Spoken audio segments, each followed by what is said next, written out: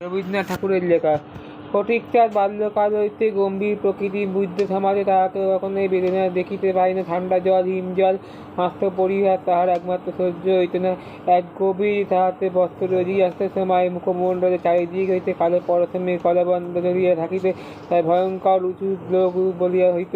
ইহার উপরে অতি স্বল্প বয়সেই তাহাকে অস্ত্রধার এবং গ্রন্থস্থল হইতে গোপছুরি দ্বারা করা সমস্ত মুখের নাই হাস্যরূপে স্নান করিয়া একমাত্র অবিশ্বাস্য ছিল না।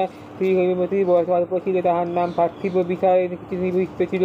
সে বঙ্কিমবাবুর নভেল পড়িতে চায়, কিন্তু স্বামীকে ঠিক মতো ভার করিতে পারে তৃপ্তি হয় না। সে এইটুকুনি হাসি খুশি ভালোবাসে এবং এক মুহূর্তে পুষ্পবায়ুর প্রভাতের আলো বায়ু যেমনভাবে হয় তেমনভাবে বুঝুমের সময় স্বামীর নিকটে হইতে আদর ও হাস্যময় যখন দেখিতে থাকে তখন তাহাকে ভগবত সন্ধ্যাবেলায় বলিয়া শুনিও এবং তাহার আধুনিক সেখান থেকে মাঝে মাঝে শারীরিক শাসন ত্রুটি হয় না।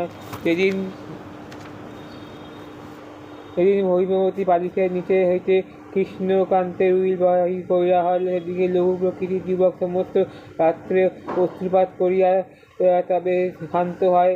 একে নোবেল তাহাকে আবার সে পদ এ পাতে যাই হোক অবিশ্রাম পেয়ে তার ধর্মনীতি এবং একেবারে নিষ্কাম আমি নিষ্কৃতকার্য হইয়াছিল। কিন্তু অনাসক্ত লোকের পক্ষে বিঘ্ন করে। পরে পরে এক ছেলে এক মেয়ে জন্মগ্রহণ করিয়া সংসার বর্ধন বাড়িয়ে গেল। পিতা তাড়ানোর এত বড় গম্ভীর প্রকৃতি পরীক্ষা অফিসে উপারে হইতে হইল না, কিন্তু যদি দেখা গেল তখন সে মনে ভাবিল বন্ধুদের মতো আমি সংসার ত্যাগ করিব। এই ভাবে একদিন গভীর রাত্রি ঘর ছেড়ে বাহির হইয়া গেল। মধ্যে ছিল ইতিহাস। বাল্যকালে নবগ্রামের তখন নাম ছিল মাখনলাল। বিবাহের অনধিপতি সন্তানের যদি না হয় পিতার অনুরোধে সে বলল বোন এক বিবাহ করো এবং এই বিবাহের পর হইতে যখন তুমি তাহার উভয় স্ত্রী ছাত্রী কন্যা এবং একটি পুত্র জন্মগ্রহণ করল। মাখন লোকটি বলল শৌখিনী এবং চপল প্রকৃতির কোনো রকম গুরুতর কর্তব্যে দ্বারা তার কোনো নারাজ এখানে ফিরে পৃথিবী ভাড়া। তারপরে যখন দুই রাত্রে কর্ণধারে ঘুরিয়ে পড়ে অত্যন্ত অসহ্য বোধ হয়েছিল।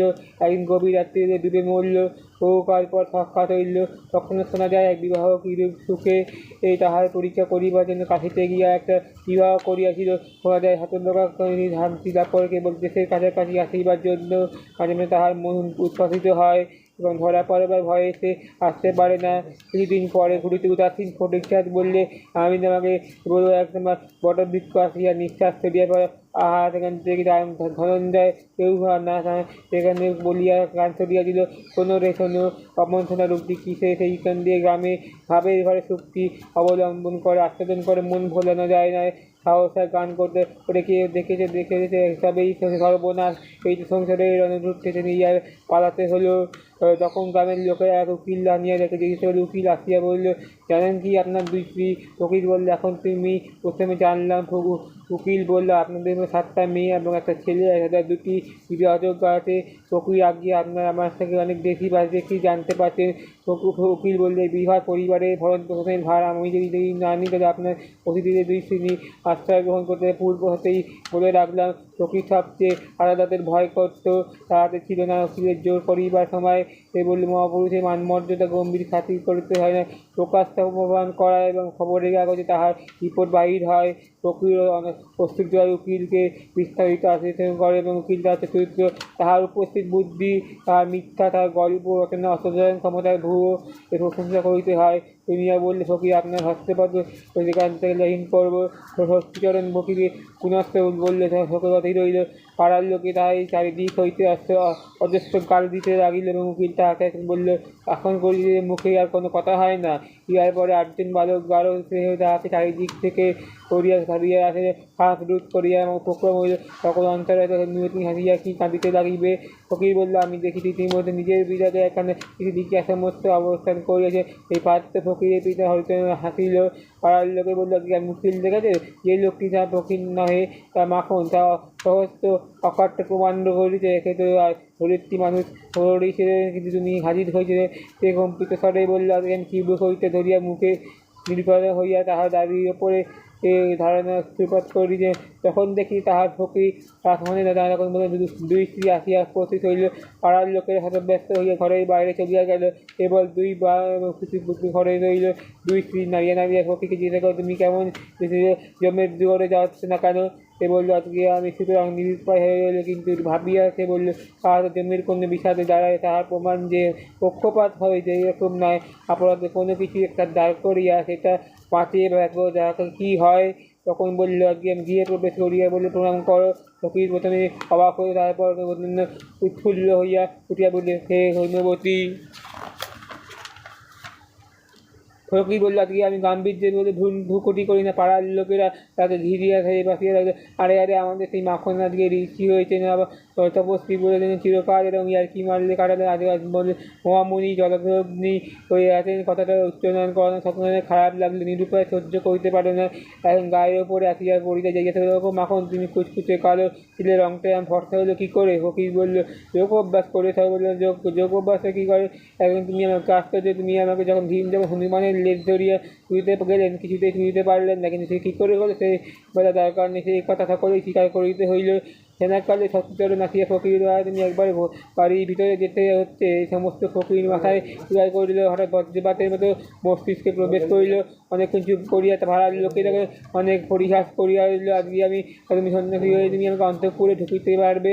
সত্যচরণ পাড়ার লোকদের সম্বন্ধয় করিয়া বলল, তাহলে আপনাকে গয়না লইতে বৌমাদের বুড়ো বস্তে ব্যাকুল হয়ে গেছে। সকালে সকালে উড়িয়া গেল। ফকির ভাবিল, এই বেলা এখন যেহেতু দৌড় মারি, কিন্তু রাস্তার ওপরে গেলে পাড়ার লোক কুকুরের মতো তাকে বস্তাতে উঠিয়া বাড়বে কল্পনা করিয়া তাকে নিশ্চয় ধারে বসিয়া রইল। সেদিন মাখন বললে, দুই পাশে স্ত্রী ভবিষ্যৎ এমন নাতিশ্রী তাকে প্রথমেই করিলে, মা আজকে আমি মাসের সন্তান, তুমি আমাদের চালিয়া করে, তুমি আমাকে কণ্ঠ হয়ে পোড়ার মুখ নিঃশেষ। মা তুই আমি দেখান, তুমি আমাকে উঠতে পারবে? তুমি আমাকে চোখের মাথা খেয়েছিস নাকি? তোর মরণ হবে।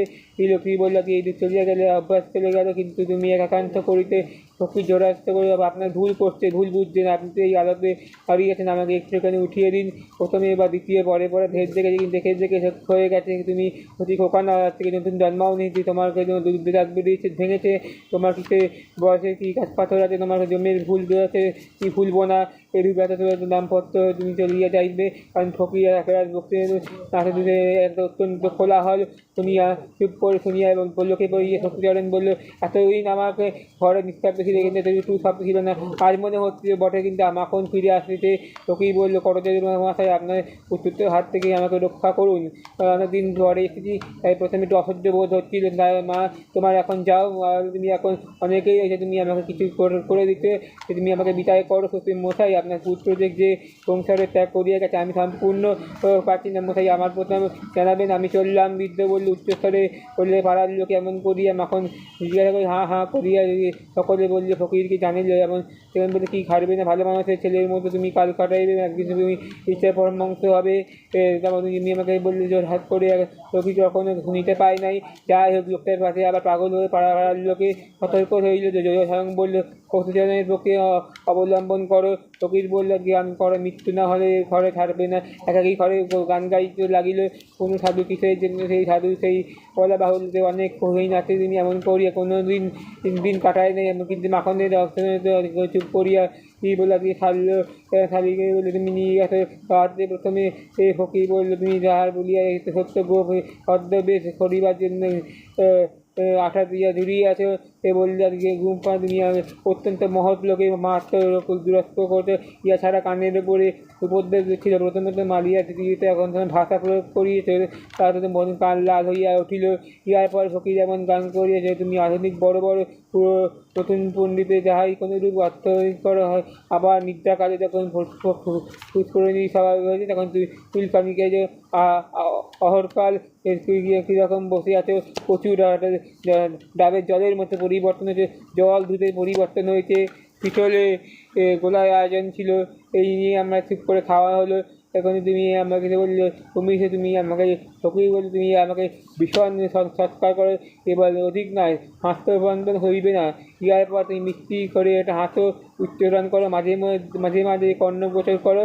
এ তোমার মন্দির গুণ অধৈর্য হইতে লাগিল। পরিচয় করতে বলে অফিসে তুমি এইটুকু যথেষ্ট হইবে না, শ্বশুরচরের মধ্যে কোনো সম্পর্কই নয়। আমার বিবাহের পরে শ্বশুর বাড়ি নিতান্ত নির্যাপিত হইল। পিতৃমাতৃহীন হইল, মাঝে মাঝে কুটুম্বের আশ্রয় গ্রহণ করিল। অনেকদিন পর তুমি আমার বাড়িতে আসি, যে প্রত্যেক একদিন চুপ করিয়া অভিনয় জগৎ করিল। তুমি বলে স্বাভাবিক উদ্যোগের সঙ্গে প্রতিহিংসা উদ্বেগ করবে না। তুমি তোমাকে পণ্ডিত স্থির করো, আমাকে তুমি বলতে অক্ষম। তুমি মাঝে মাঝে এরকম সেহের প্রকৃতির লোকদের হাতে পরিত্রাণ পাওয়া। 7-8 দিন ছেলে হইয়া এক দণ্ড থাকতে পারে, তারপরে সে অধিকার করে তাহাদের মা তাহাদের নূকল নিযুক্ত রাখে। যে দুই মাথার মাধ্যমে রেসারেসি ছিল, উভয় চেষ্টায় তা নিজের সন্তানের দায় আদর করলে নিজে নিজের সন্তানদেরকে সর্বদা উত্তেজিত করিয়া লাগিলে, এবং দুই মিলিয়া তার গলা ধরিয়া ধর বসো। তুমি মাখন চুম্বন, তুমি প্রভৃতি তুমি নিয়ে যাও। বলা বাহুল্য, তুমি আমাকে এরম করিয়া সমানস্থ করবে না। তুমি আমাকে নিকটে আবির্ভূত হইয়াছে শিশু জগতে, তুমি আমাকে এখানে অনুরক্ত হইবে না। তুমি কীট পতঙ্গের ন্যায় দেহ ধুলিতে থাকবে, এবং সম্প্রতি শিশুপাল আচ্ছন্ন করিয়ে তুমি আমাকে নোটে পাত্রে পান্তে প্রবন্ধে শ্রবণ করে। তাহাদের মধ্যে বয়সের বিস্তার তারতম্য ছিল, এবং তাড়াতাড়ি সকলে তাহার সহিত বয়সপ্রাপ্ত হয়েছিল। এবার সেখান থেকে চোখে অনেক সময় অস্থির জল পড়িয়া তো পরের ছেলেকে ছুটে করে তুমি আমাকে এই সংঘাতই একটা ইচ্ছা করো যে ভয়ে তুমি আমাকে ভয় থাকো, এবং মুখ চোখ চুপ করিয়া বসি থাকিতে হয়। অবৈধ ফকির চেঁচামেচি করিতে লাগিল, মা আমি যাবই, আমাকে যে করিতেই হইবে। বললে তুমি আমাকে গৃহে প্রবেশ করিল।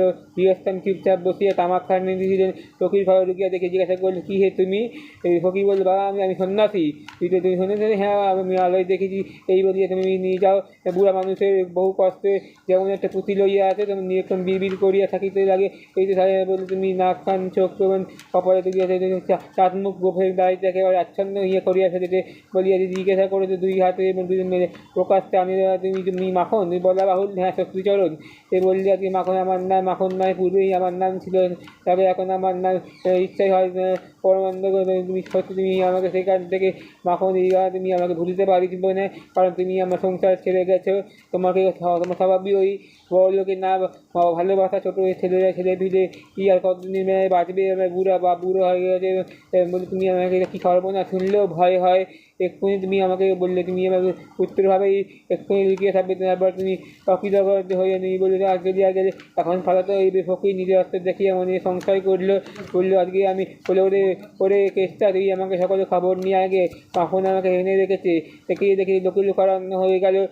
বললো তুমি সেই তো বটে, কেউই আসছে না, কিন্তু বিশ্বাস করবার লোক বলে লোকেদের উৎসাহ চেপিয়া গেলে তাদের ইচ্ছাপূর্বক করে না। সেই বলে যেন করিয়া অক্ষর পরিচয় করিতে হয়। তোমাদের কোনো সংক্ষেপে বলিতে আগম লোক পাইনি, তাদের ভুলিতে বিশ্বাস করে না।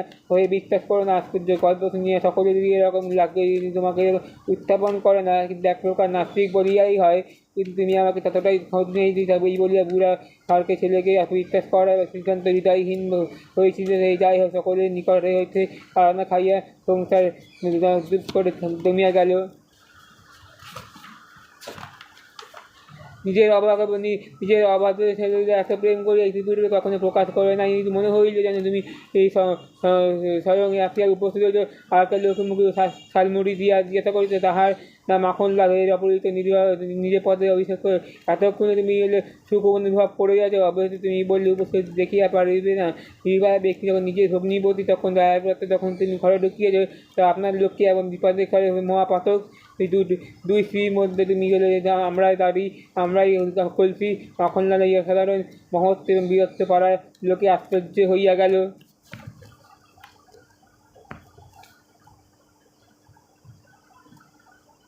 রবীন্দ্রনাথ ঠাকুরের লেখা। ফটিকচাঁদ বাল্যকাল হইতে গম্ভীর প্রকৃতি, বুদ্ধ সমাজে তাহাকে কখনোই বেদনা দেখিতে পাই না। ঠান্ডা জল, হিম জল, হাস্য পরিহার তাহার একমাত্র সহ্য হইত না। এক গভীর তাহাতে বস্ত্র রোজিয়াস্তের সময় মুখমণ্ডলে চারিদিক হইতে কালো পরশমের কলাবন্ধ ধরিয়া থাকিতে তাই ভয়ঙ্কর উঁচু লোক বলিয়া হইত। ইহার উপরে অতি স্বল্প বয়সেই তাহাকে অস্ত্রধার এবং গ্রন্থস্থল হইতে গোপচুরি দ্বারা করা যে সমস্ত মুখের নাই হাস্যরূপে স্নান করিয়া যে একমাত্র অবিশ্বাস্ত ছিল না, শ্রী হৈমবতীর বয়স অল্প ছিল, তাহার নাম পার্থিব বিষয়ে কিছু নিবিষ্ট ছিল। সে বঙ্কিমবাবুর নভেল পড়িতে চায়, কিন্তু স্বামীকে ঠিক মতো ভার করিতে পারে, তৃপ্তি হয় না। সে এইটুকুনি হাসি খুশি ভালোবাসে এবং এক মুহূর্তে পুষ্পবায়ুর প্রভাতের আলো বায়ু যেমনভাবে হয় তেমনভাবে মধুগমের সময় স্বামীর নিকটে হইতে আদর ও হাস্যময় যখন দেখিতে থাকে তখন তাহাকে